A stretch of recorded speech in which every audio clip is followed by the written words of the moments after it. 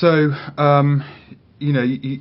we took the opinion that ultimately technology, we're a technology business. We're driven by technology. Obviously, we have artists and it's a creative art form that we're doing, but it's the underlying technology that is going to really increase the efficiency. And it's all about the amount of time it takes to do tasks, and the quicker that you can do tasks and the quicker that you can turn things around.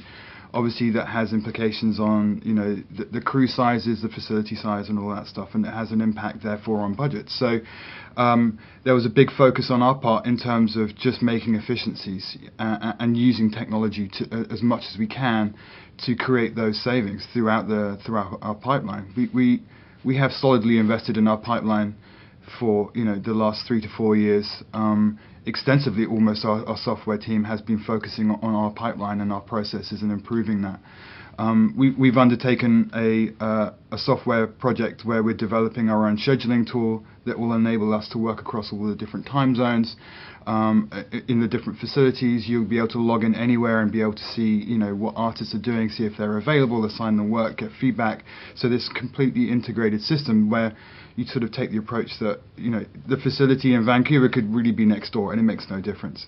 So the whole mindset has been around just improving our efficiencies and making sure that when we are investing time into something, that it's being invested appropriately and the results are seen on the screen. So just taking out the repetition that's there, and ultimately technology is going to be the driver behind what we do, and it always has been. It will be that underlying factor that just makes everything go that bit quicker, and therefore you're building the economies into it.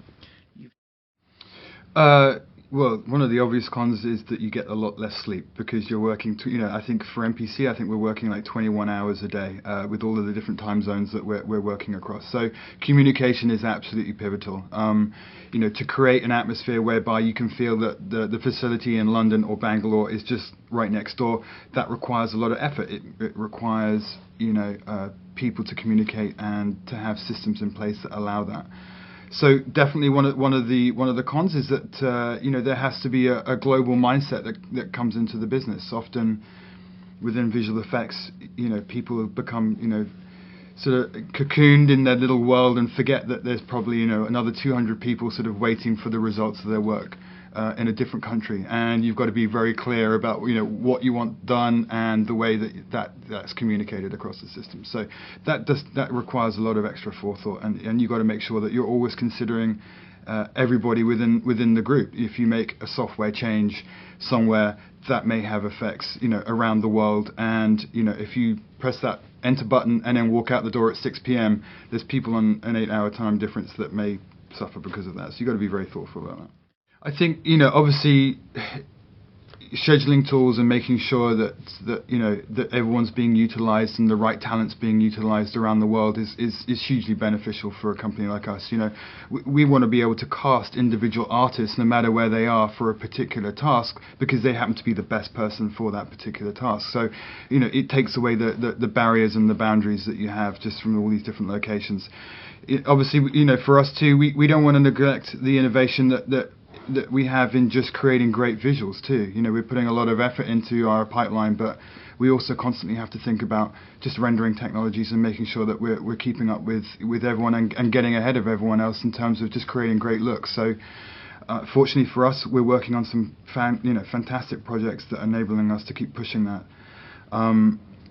Overall, I think the future is a globalized pipeline. I don't think there's anyone that would say that unless you become very specialized and sort of a niche sort of type of effect or style of effect, I think you can still remain in one location. But I definitely, if you want to be able to compete on some of the larger projects, then having locations in multiple sites around the world is essential. So I think it's part of what we do.